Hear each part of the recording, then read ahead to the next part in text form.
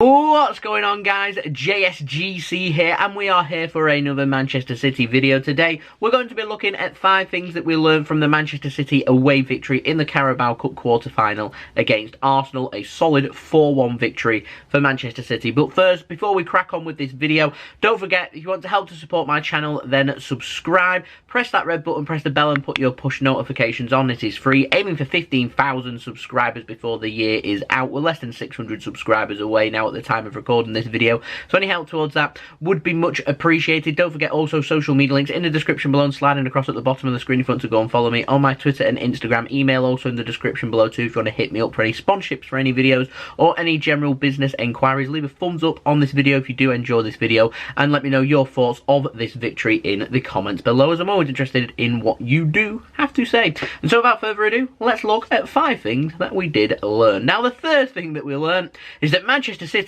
absolutely love the Carabao Cup. We're the 3 times consecutive champions. We're looking for number 4 this season. We've won 4 of the last 5 EFL Cups.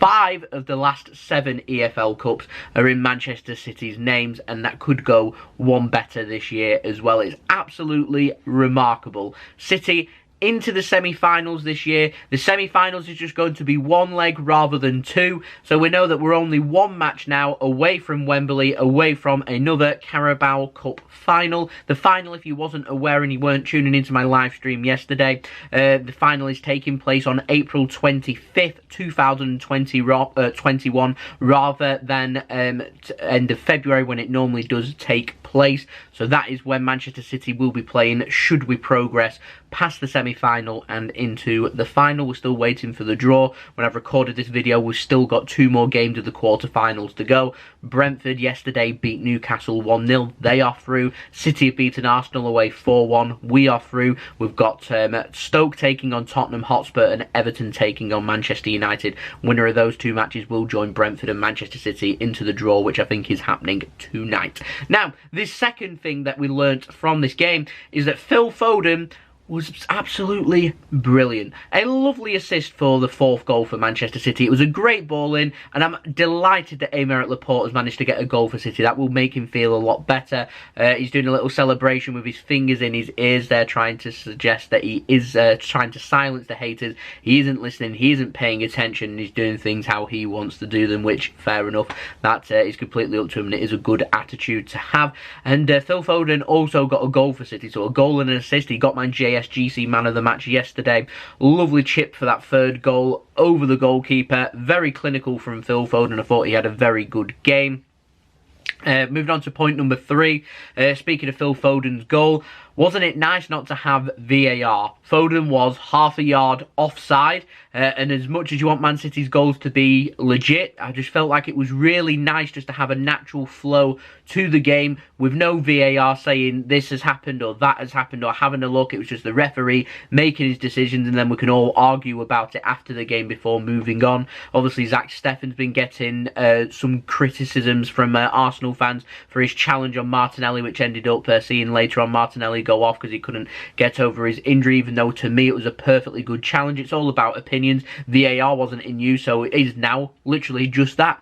All about opinions. And Phil Foden chip over the goalkeeper, half a yard offside again. All about opinions because the goal has stood, though we couldn't have complained if it was disallowed because it was offside. I just felt like it was nice. It felt like we was back to how football used to be. So that was really, really good to see. Now, the 4th thing that we did learn from this game is just how outstanding Fernandinho is, and I am going to miss Fernandinho when he does leave. He is such a great quality player. Taking Manchester City forward and playing in a more advanced role isn't something you come to expect from Fernandinho. We're used to seeing him playing defensive midfield or even in the centre-back at the back for Manchester City. When he's given more freedom in midfield, he's driving Manchester City forward, he's getting down the left, he's getting down the right, he's going through the centre, and he's making things happen. He is just a top quality central midfielder. And Manchester City losing Fernandinho is going to be a huge loss to us, and I think it's going to be a bigger loss than what some people are anticipating it to be. I think people had kind of played down how big a loss David Silva was going to be, yet we're seeing it in terms of creativity this season,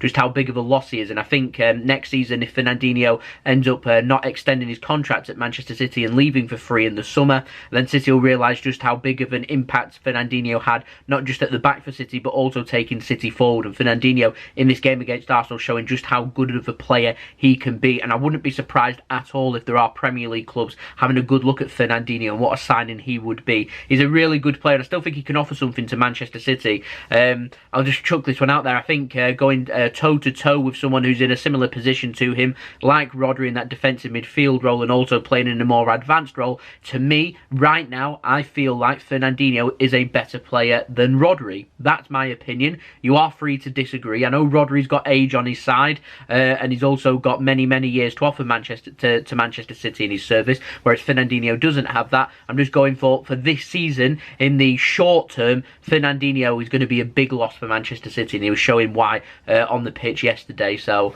yeah.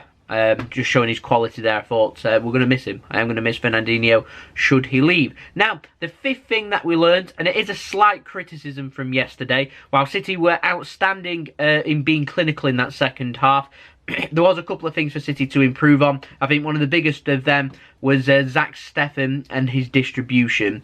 I love that Steffen was rushing out of his goal and playing the sweeper keeper, and I thought he did that role really well for Manchester City. Was causing one or two problems for City at times. That's just how he is. Ederson does it all the time. No one's got any problem with Ederson doing it, but you don't have a problem with Ederson doing it because his distribution is so good.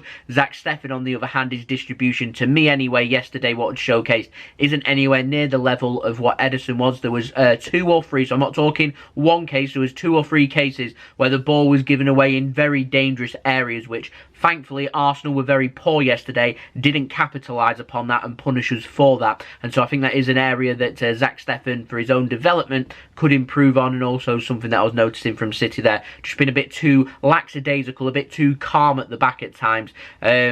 Just in that little bit more oomph. And I feel like in the Premier League we're going to be seeing more of John Stones and Ruben Dias starting at the back, because I feel like there's a better understanding at the back, there's a bit more oomph there. Put Ederson in goal and put John Stones in at the back as well, with a partnership that's formed with Ruben Dias, and I think yesterday City looked even more solid than what they were at the back, but we still only conceded 1 goal and we won the game, so we move on. We're into the semi-final. It's a great result against a struggling Arsenal side. Pep Guardiola was ruthless against his former assistant manager in Mikel Arteta. It was just what we was looking for. No sentiment, no time for that in football, just what we was looking for, and we got the job done. We've done a good job of that as well. We're into the semi-final. Let's wait till tonight to see who we could play. Could be a Manchester derby for the semi-final. If we avoid United and they do go through, could be a Manchester derby for the final. So there we go. So, thank you everyone for watching. Don't forget to leave a thumbs up if you did enjoy this video. Let me know your thoughts in the comments below too. Subscribe if you're new around here. Press that red button, press the bell and put your push notifications on.